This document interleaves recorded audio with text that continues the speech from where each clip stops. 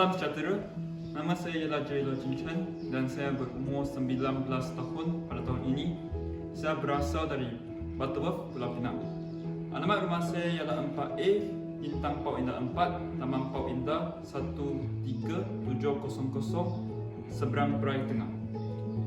Disebabkan saya merupakan anak tunggal dalam keluarga saya, hal ini telah menyebabkan saya suka berkomunikasi dan berhujah dengan orang lain tentang topik yang pelbagai, yang termasuklah dalam akademik ataupun luar akademik. Saya juga merupakan seorang yang mesra semasa melayani kawan-kawan ataupun orang di sekeliling saya. Hal ini disebabkan saya berasa melayani setiap orang dengan ikhlas akan membawa kebaikan kepada diri ataupun orang lain juga. Saya juga seorang yang committed semasa menyiapkan tugas ataupun membuat obligasi diri dalam kehidupan seharian, kerana saya berasa yang setiap tugas perlulah dibuat dengan sepenuh hatinya untuk mendapat satu keputusan yang baik. Ini pencapaian saya dalam kolej ini dengan sekolah menengah saya. Saya telah menjadi penolong ketua pengawas dalam sekolah menengah saya iaitu SMJKHC. Posisi ini telah menyebabkan saya berasa committed terhadap setiap perkara-perkara dalam kehidupan seharian saya.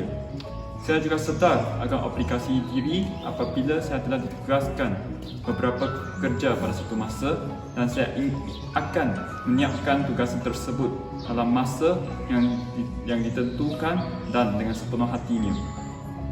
Dalam sekolah menengah saya telah mengambil bahagian dalam pertandingan berbahasan peringkat sekolah dan telah mendapat naik johan dalam pertandingan tersebut. Dan saya juga telah dicalonkan sebagai pelajar model semasa Form 5 dalam sekolah menengah saya. Bagi Kolej Matrikulasi Kelantan ini, saya telah menjadi ahli PRD dan telah dilantik sebagai unit kebajikan dalam organisasi ini.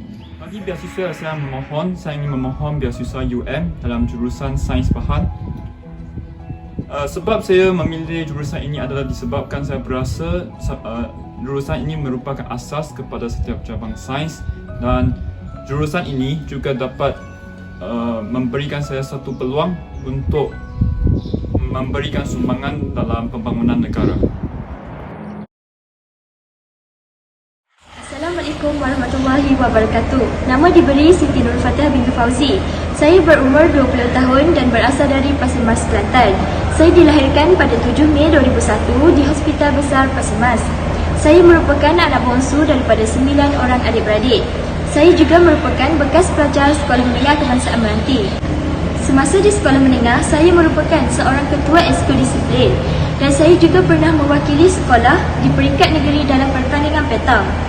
Kini, saya sedang melanjutkan pelajaran di Kolej Matrikulasi Kelantan. Sumbangan saya semasa di Kolej Matrikulasi Kelantan ialah saya pernah menyertai KAKUM dan pernah mewakili kolej dalam pertandingan petang.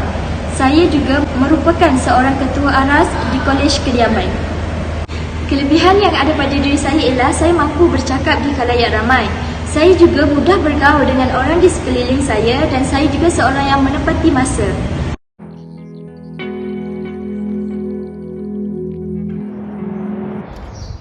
Bagi isu semasa saya ingin menerangkan tentang pembelajaran atas talian. Definisi pembelajaran atas talian ialah semua bentuk pembelajaran dan pengajaran yang dijalankan menggunakan teknologi digital. Bahan pembelajaran ini termasuklah audio, animasi ataupun video. Dan pembelajaran atas talian banyak menggunakan alat-alat peranti yang moden yang termasuklah laptop, tablet ataupun telefon bimbit. Dan disebabkan MCO iaitu Movement Control Order, banyak pelajar tidak dapat menjalankan pembelajaran secara face to face di institusi pembelajaran masing-masing. Oleh itu, pihak swasta dan pihak kerajaan telah pun bekerjasama sebagai awal dengan tebing untuk menjayakan program ini dengan memberikan banyak tips tentang aplikasi yang boleh digunakan ataupun kemudahan infrastruktur bagi setiap institusi pembelajaran. Sebagai contohnya, UTM iaitu Universiti Teknologi Malaysia telah pun menjalankan pembelajaran atas talian sejak 1 April 2020. Hal ini adalah untuk memastikan pelajar tidak ketinggalan dalam pembelajaran mereka. terkhususnya pelajar yang akan berkuatan pada masa yang singkat. Hal ini juga membawa sedikit keburukan dalam masyarakat ini. Pembelajaran atas talian seperti yang saya telah cakap tadi sangat bergantung kepada alat-alat peranti yang moden, dan ini mungkin akan menambah beban kepada keluarga yang miskin. Oleh itu, kita akan bincangkan dengan lebih terperinci lagi tentang keburukan ini nanti. Sekian, terima kasih. Pembelajaran secara atas talian atau juga dikenali sebagai online learning dapat menjimatkan masa pelajar dan tenaga pengajar. Pelajar dapat mengakses bahan dan rujukan melalui atas talian yang sememangnya lebih cepat dan mudah dengan hujung jari sahaja. Selain itu, pelajar tidak perlu bersemuka dengan pengajar untuk menuntut ilmu. Hal ini kerana terdapat aplikasi-aplikasi pada masa kini yang membolehkan sesi pembelajaran berlangsung.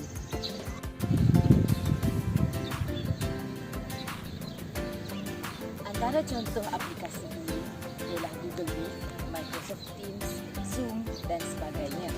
Tambahan pula, pada era pandemik COVID-19 ini, kita semua bertanggungjawab untuk menjaga penjarakan fizikal. Oleh itu, pertemuan secara bersemuka adalah tidak digalakkan bagi mengelakkan penularan jangkitan COVID-19 daripada terus berleluasa.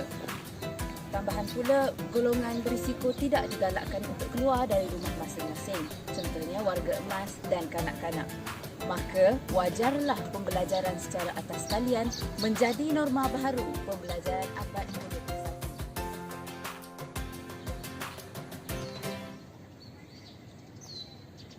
21. Pelajar juga dapat belajar untuk mendisiplinkan diri tanpa pengawasan. Tugasan yang diberikan dapat disiapkan dalam keadaan yang lebih selesa di rumah masing-masing. Selain itu, pelajar tidak perlu bersiap dengan pakaian formal atau uniform institusi pengajian masing-masing untuk menghadiri kelas. Kos pengangkutan untuk menghadiri kelas juga dapat dijimatkan sekaligus menjimatkan belanja harian pelajar.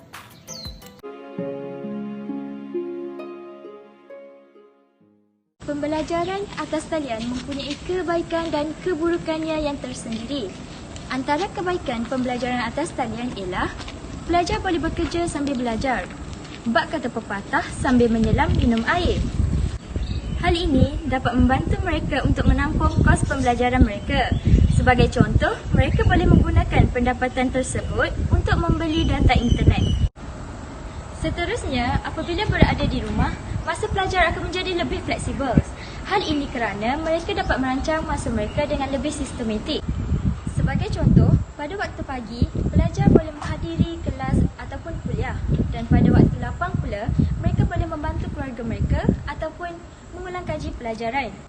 Jadi, ini menunjukkan bahawa pelajar mempunyai masa yang lebih banyak ketika berada di rumah berbanding di kolej, kerana mereka tidak perlu menghadiri ataupun menyertai aktiviti dan program yang dianjurkan oleh pihak kolej. Pembelajaran secara online juga mempunyai implikasinya yang tersendiri. Seperti yang kita tahu, setiap yang baik pasti ada buruknya. Begitu juga pembelajaran secara online ini. Antara implikasinya ialah emosi pelajar terganggu.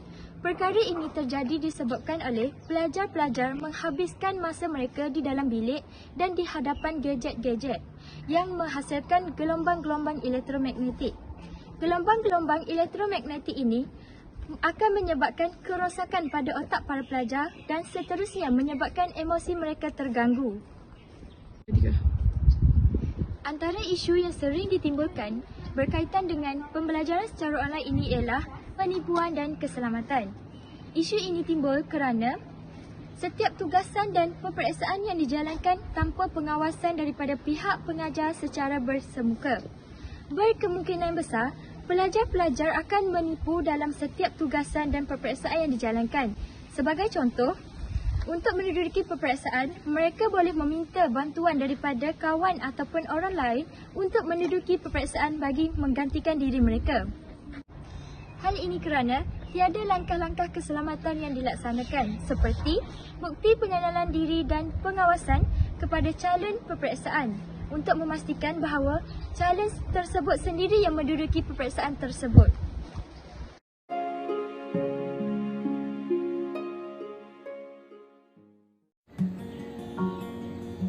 Bismillahirrahmanirrahim. Assalamualaikum warahmatullahi wabarakatuh dan selamat sejahtera.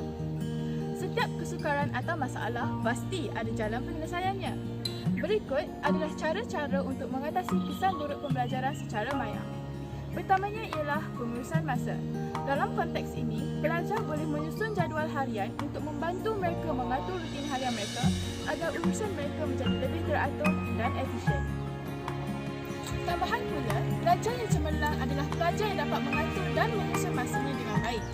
Jika dilaksanakan dengan penuh kesungguhan dan disiplin, kebarangkalian untuk berjaya walaupun belajar secara maya sepenuhnya adalah sangat tinggi. Dengan jadual waktu harian, pelajar tidak akan menghadapi kesukaran dalam menyiapkan tugasan, mengulang kaji pelajaran mahupun membantu keluarga melaksanakan kerja rumah.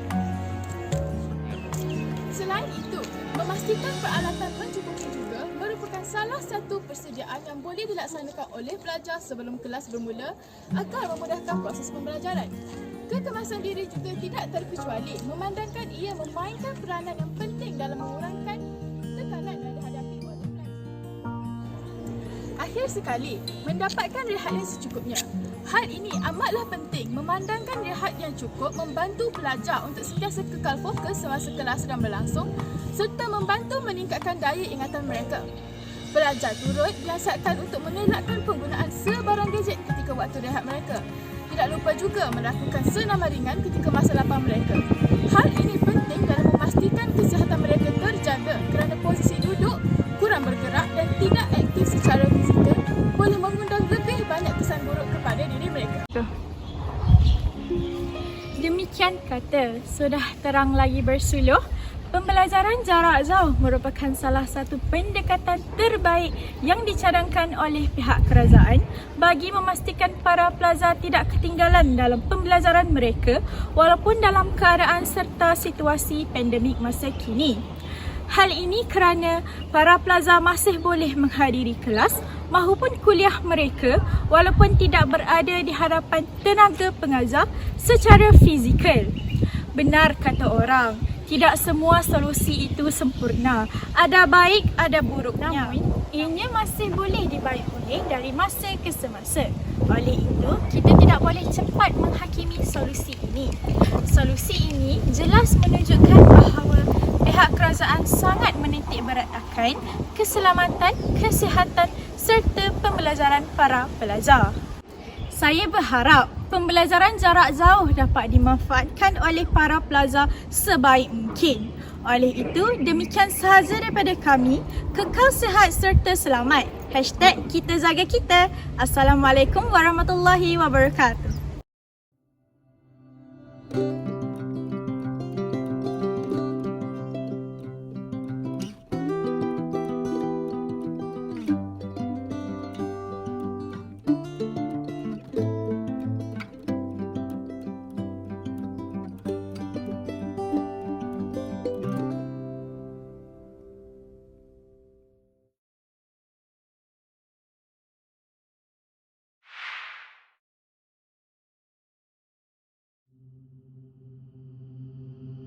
Saya Wana Syafila Siti Wanasir, saya Director Bizinya ini.